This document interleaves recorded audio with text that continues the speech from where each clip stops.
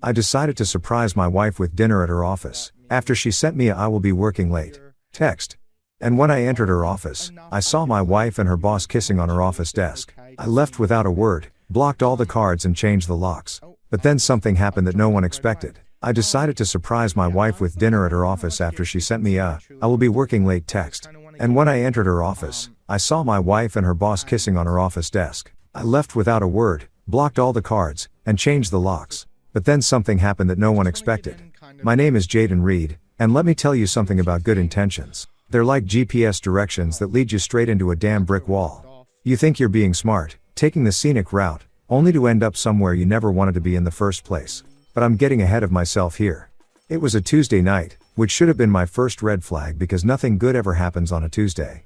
Mondays suck so bad that you expect them to kick you in the teeth.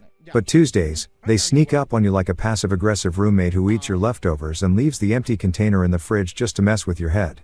I'd been slaving away in the kitchen for 2 hours. And I mean actually slaving, not that half-hearted throw some frozen pizza in the oven nonsense that most guys my age call cooking. No, I went full Gordon Ramsay on this meal, minus the British accent and the creative use of profanity.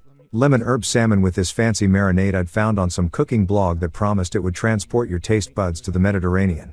Garlic rice that smelled so good it could probably cure depression. And green beans that I'd actually trimmed by hand like some kind of domestic god.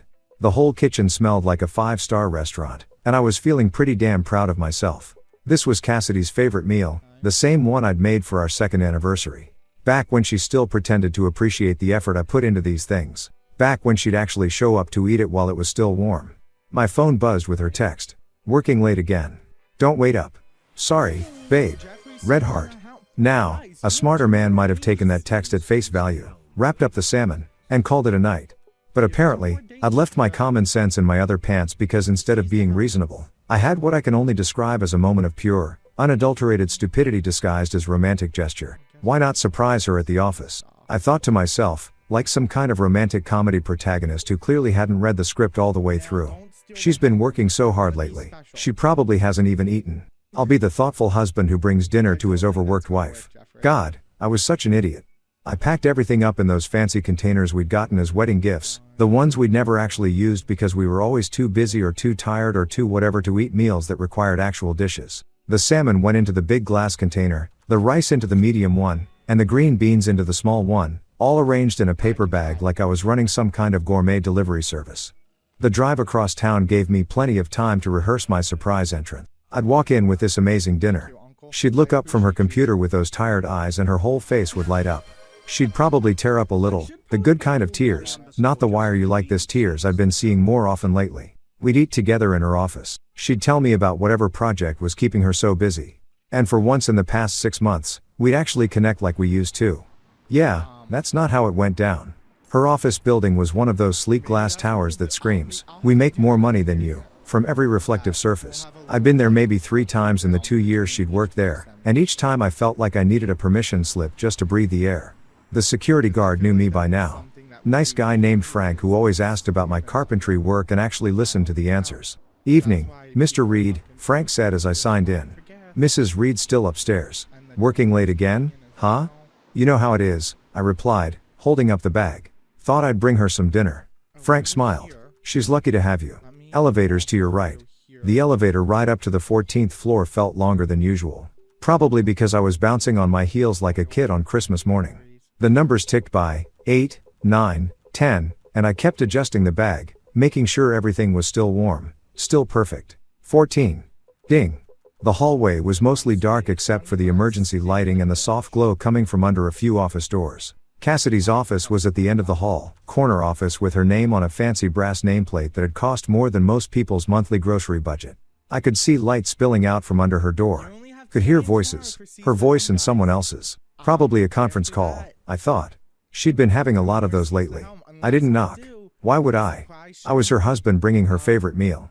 I had every right to walk into my wife's office, especially when she was working late and probably hadn't eaten anything since her morning coffee and whatever sad desk salad she'd grabbed for lunch. I turned the handle and pushed the door open with my shoulder, already smiling, already preparing my surprise voice. And that's when my entire world decided to pack up and move to a different zip code. There she was, my wife, Cassidy Reed, who who wore my ring and shared my last name, and had promised to love, honor, and cherish me until death do us part. She was on her desk, not sitting at it, but actually on it, like it was furniture built for a completely different purpose. Her skirt was hiked up, her blouse was half unbuttoned, and her legs were wrapped around Martin Direll, her boss. Martin freaking Direll, the guy who looked like he'd stepped out of a men's cologne ad and probably spent more on hair products than I made in a month. His hands were on her waist, gripping her like she was something he owned, and her hands were tangled in his perfectly styled hair while their mouths were locked together in the kind of kiss that definitely wasn't discussing quarterly reports. The bag slipped from my fingers. I didn't hear it hit the floor. Didn't hear the containers rattle. Didn't hear anything except the sound of my own heart trying to hammer its way out of my chest. Time did that weird thing where it stretches and compresses all at once. I was standing there for an eternity and no time at all. Neither of them saw me. They were too busy being the worst kind of cliché, too caught up in their little office romance to notice that the guy who'd been paying half of her car payment and all of the mortgage had just walked in on their private meeting. I didn't speak. What was I supposed to say? Excuse me. You're sitting on my wife. Sorry to interrupt, but I brought dinner. Hey honey, how was your day? Instead, I did the only thing that made sense in that moment of complete senselessness. I turned around, walked out, and pulled the door shut behind me with the kind of quiet precision that comes from years of trying not to wake someone up when you come home late. The walk back to the elevator felt like swimming through concrete. My legs moved, but I couldn't feel them. The elevator arrived. The doors opened. I got in. Frank said something to me on the way out, but it sounded like he was talking through water. I got in my truck, started the engine, and drove home through the same streets I'd driven 20 minutes earlier when I was still stupid enough to think that bringing your wife dinner was a romantic gesture instead of the setup for the worst punchline of your life. You know what they don't tell you about having your life implode? It's not dramatic like in the movies. There's no swelling orchestral music, no dramatic monologue, no slow motion breakdown in the rain. Nope. It's just you sitting in your truck in your own driveway, staring at a house that suddenly feels like someone else's property, wondering when exactly you became the punchline to a joke you didn't even know was being told. I sat there for God knows how long. Engine running, heat blasting, but feeling colder than a penguin's backside in Antarctica. The radio was off. Hell, everything was off. My brain had basically put up an out of order sign and called it a day. The silence wasn't peaceful. It was the kind of quiet that presses against your eardrums like it's trying to squeeze the thoughts right out of your skull. My hands were still gripping the steering wheel like it was the only thing keeping me from floating away into space. White knuckles, cramped fingers, the whole 9 yards. I kept replaying what I'd seen like some kind of masochistic highlight reel. Cassidy on that desk. Martin's hands on her waist. The way she'd kissed him like she meant it. Like she'd been thinking about it all day. Like maybe she'd been thinking about it for months. How long had this been going on? That was the question that kept circling my brain like a vulture. Was this the first time? The 10th? Had they been planning this? Or was it some spur of the moment thing that just happened to coincide with me deciding to play the devoted husband? And more importantly, how the hell had I been so blind? All those late nights, all those work emergencies, all those times she'd come home and gone straight to the shower, claiming she needed to wash off the stress of the day. Jesus Christ, I'd been living with a stranger for months and never even noticed. But here's the thing about rock bottom. Once you hit it, you've got two choices. You can lie there and let it crush you, or you can use it as a foundation to build something better. And sitting in that driveway feeling sorry for myself wasn't going to change the fact that my wife was probably still wrapped around her boss like a cheap suit. So, I did what any reasonable man would do in this situation. I went full nuclear. First stop, online banking. Thank God for smartphones and mobile apps because I was about to become the most efficient scorned husband in the history of scorned husbands. Every joint account we had, checking, savings, that little emergency fund we'd been building for our someday vacation to Europe, I transferred it all into my personal account, the one she'd never had access to because, ironically, I'd wanted to keep some financial independence. Funny how that worked out. Then came the credit cards. Oh, Cassidy loved those credit cards. Loved them like they were personal shopping assistants paid to make her happy. Well, guess what? Shopping spree's over, sweetheart.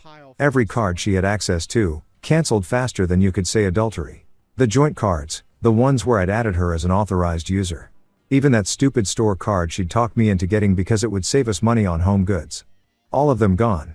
My phone kept buzzing with confirmation texts and emails. Your card ending in 47.82 has been successfully canceled. Account transfer of $47,332 has been completed.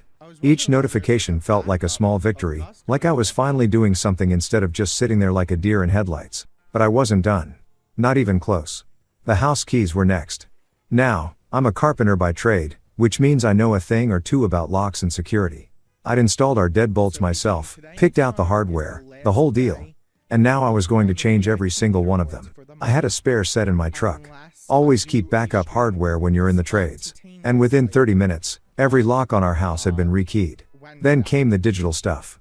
Email accounts, Netflix passwords, Spotify, Amazon Prime, that meal delivery service she was always using. I changed every single password on every single account that had my name or my credit card attached to it.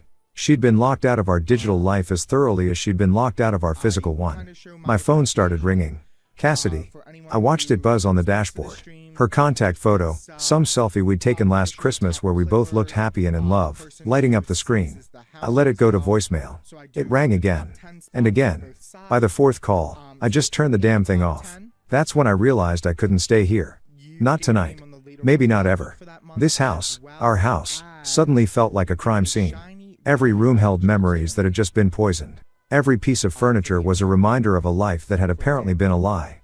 I needed space to think, space to breathe, space to figure out what the hell came next. Tyson, my best friend since college, the guy who'd been my best man, the one person who'd always told me the truth, even when I didn't want to hear it. If anyone would understand this situation, it would be him. More importantly, if anyone would let me crash on their couch without asking 20 questions, it would be him. I pulled out my phone and sent him a text. I'm coming over. Don't ask questions. His response came back in less than a minute. Doors open, beer's cold. God, I love that guy.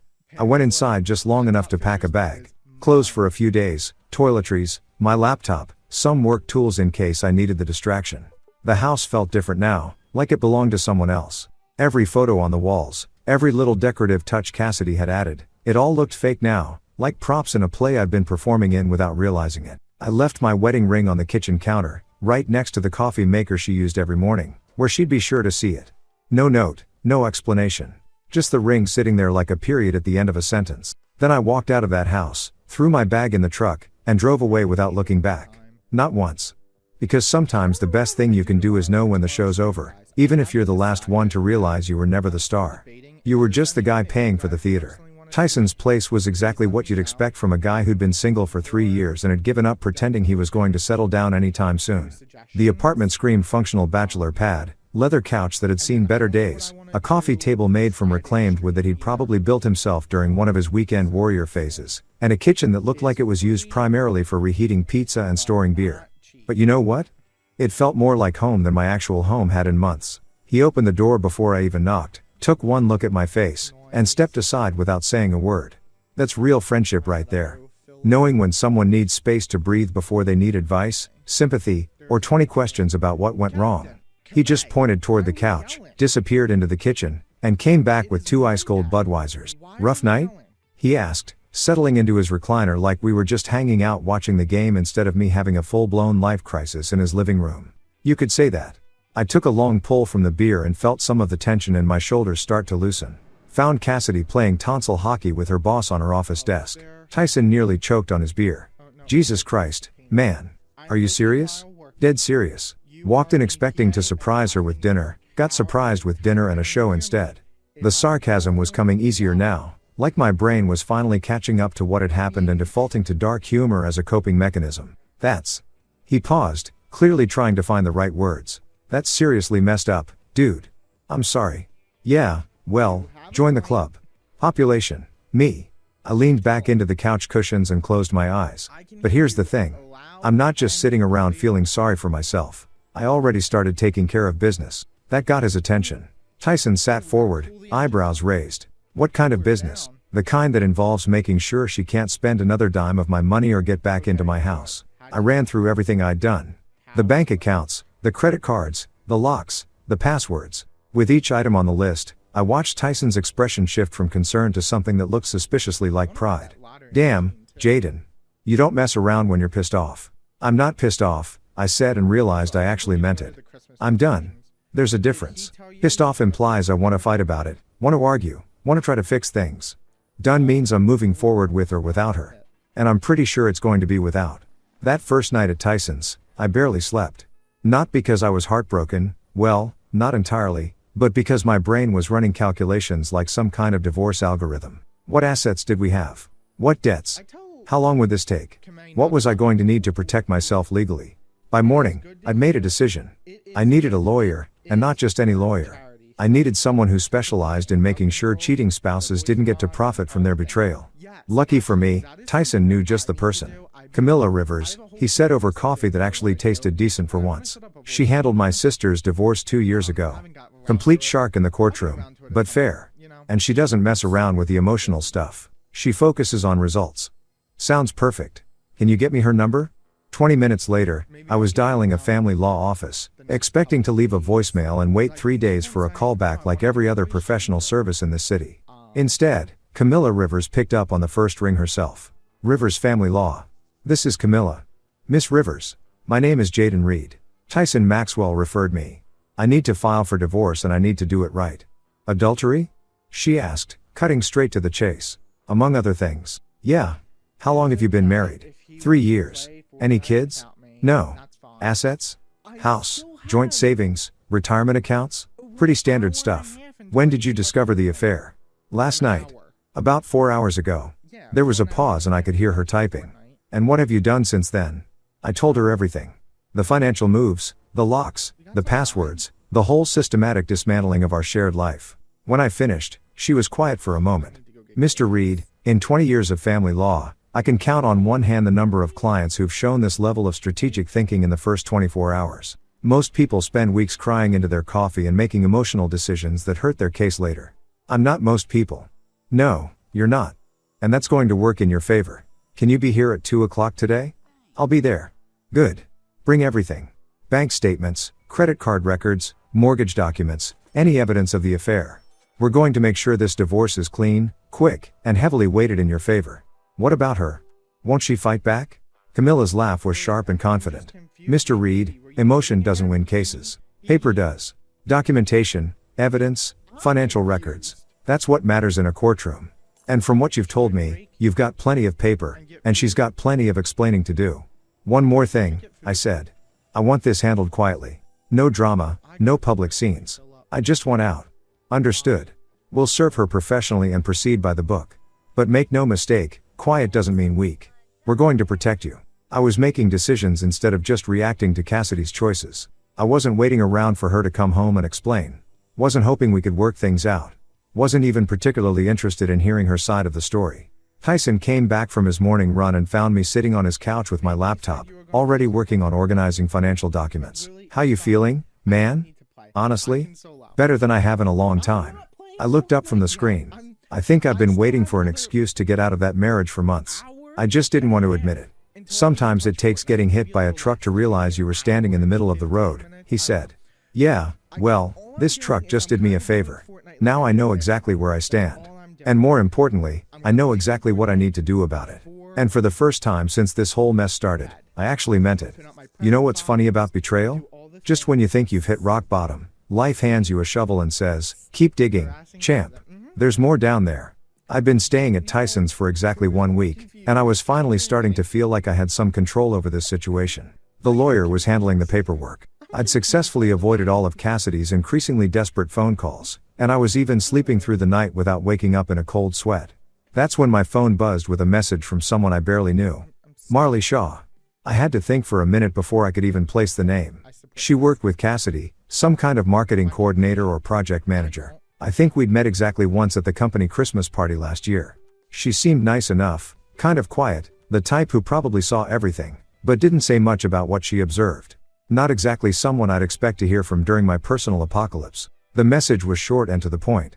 You deserve to see this. Attached was a screenshot that made my blood run colder than a polar bear's lunchbox. It was a text conversation between Cassidy and Martin, and the timestamp showed it was from 3 weeks ago.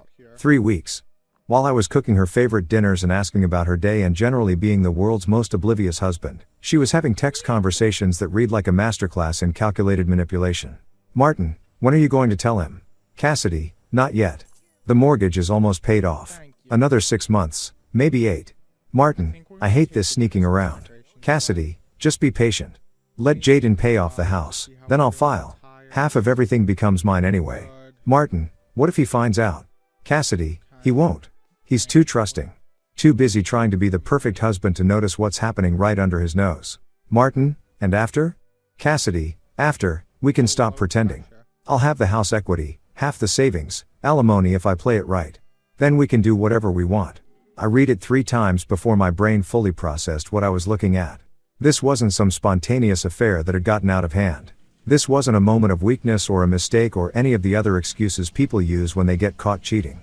This was a plan, a calculated, cold-blooded, long-term plan to use me as a personal ATM while she built a new life with her boss. My hands were shaking so hard I almost dropped the phone.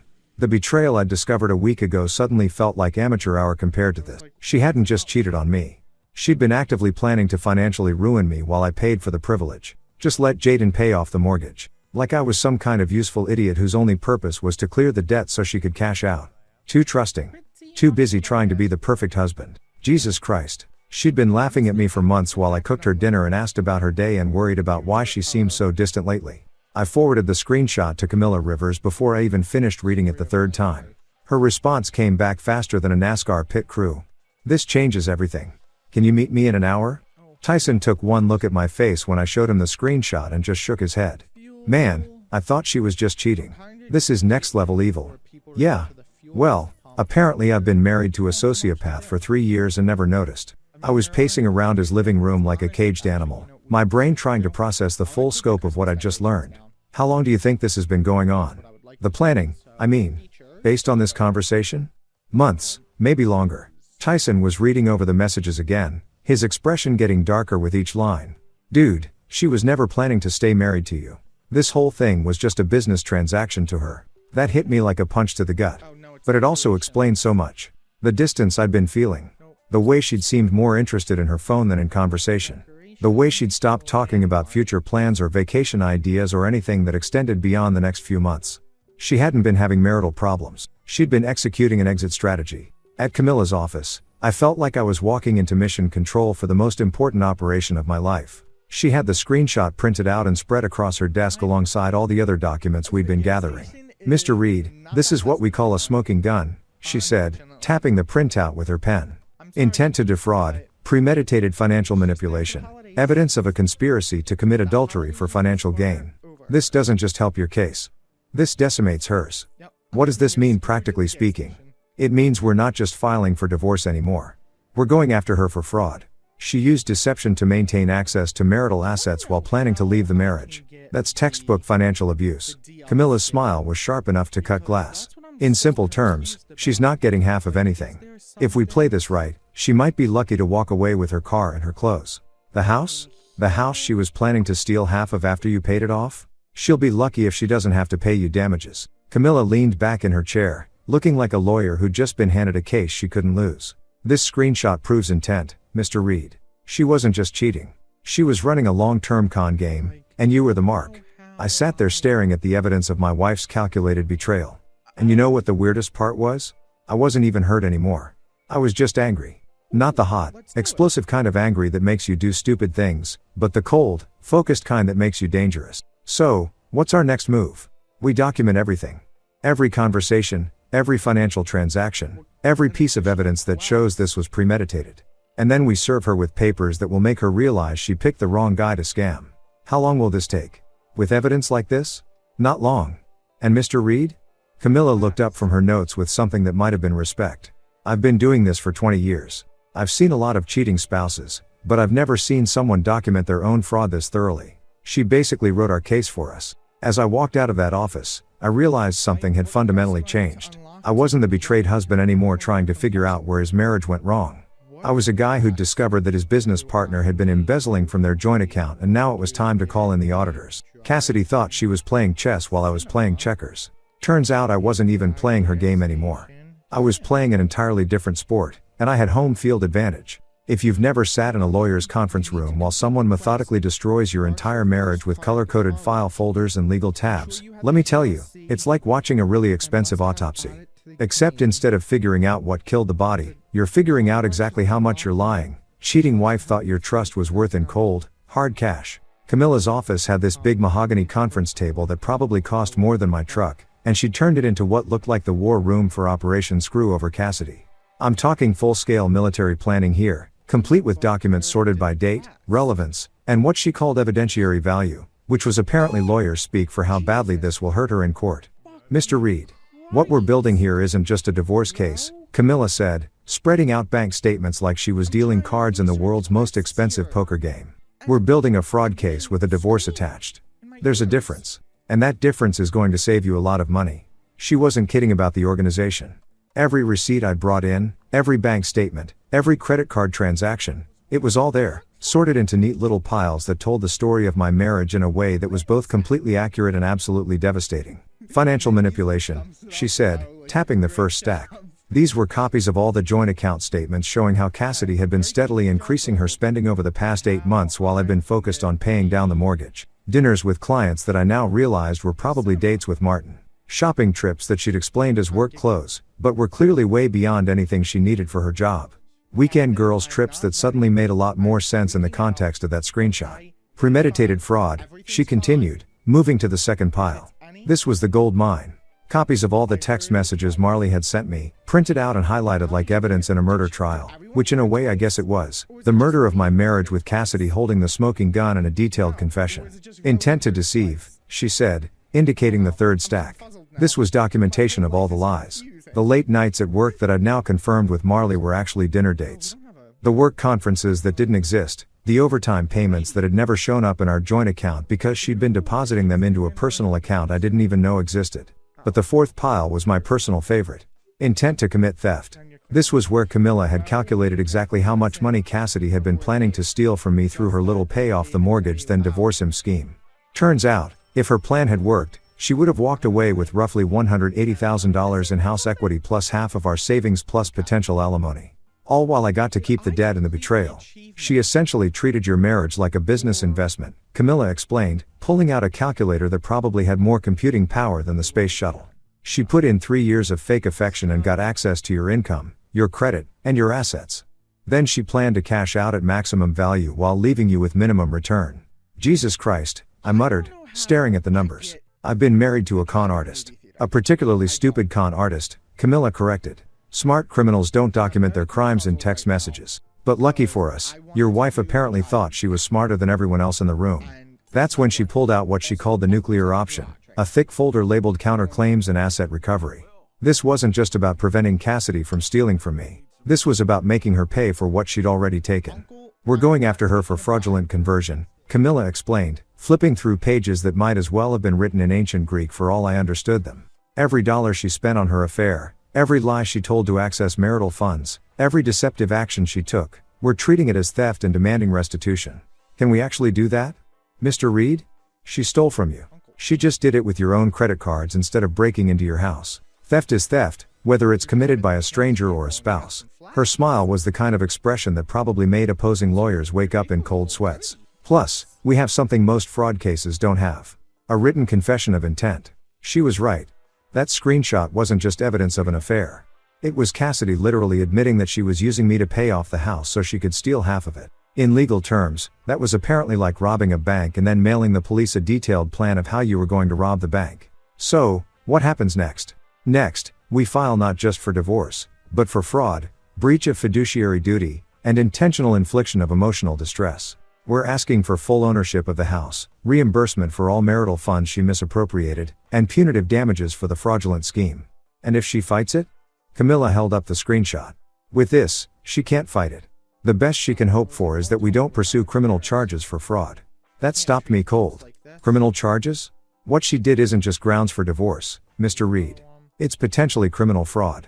She used false pretenses to obtain and misuse marital assets with the intent to permanently deprive you of your property. That's textbook theft by deception. She paused, studying my expression. Now, we probably won't pursue criminal charges unless she forces our hand, but the possibility gives us significant leverage in negotiations. I sat back in my chair trying to process the scope of what we were doing. A week ago, I thought I was just a guy whose wife was cheating on him. Now I was apparently the victim of an elaborate financial crime that could send my wife to prison if we decided to push it that far. There's one more thing, Camilla said, pulling out a final document. We need to discuss your emotional state. Courts take intentional infliction of emotional distress seriously, especially when it's this calculated. The fact that she planned this betrayal for months, used your trust against you, and documented her intent to defraud you, that's not just adultery. That's psychological torture. I'm not looking for sympathy money, I said. This isn't sympathy money. This is holding her accountable for the full scope of what she did to you. She didn't just cheat, Mr. Reed. She systematically destroyed your ability to trust, your financial security, and your emotional well-being as part of a calculated plan to steal from you. That has value, and she needs to pay for it. Looking at that conference table covered with the evidence of my wife's betrayal, organized into neat little piles that told the story of how thoroughly I'd been played, I realized something important. I wasn't the victim anymore. I was the plaintiff. And apparently, I had one hell of a case. You know what's hilarious about people who get caught red-handed? They always think the problem isn't what they did, it's that they got caught doing it. Like somehow, if they can just explain themselves well enough, reality will magically rearrange itself to make their betrayal seem reasonable. Cassidy apparently got the memo that I'd gone full nuclear on our marriage because my phone started buzzing like a hornet's nest about 2 days after Camilla filed the papers. And I mean buzzing constantly. Texts, calls, voicemails, even a couple of emails to accounts I'd forgotten she had access to. It was like watching someone try to put out a house fire with a squirt gun.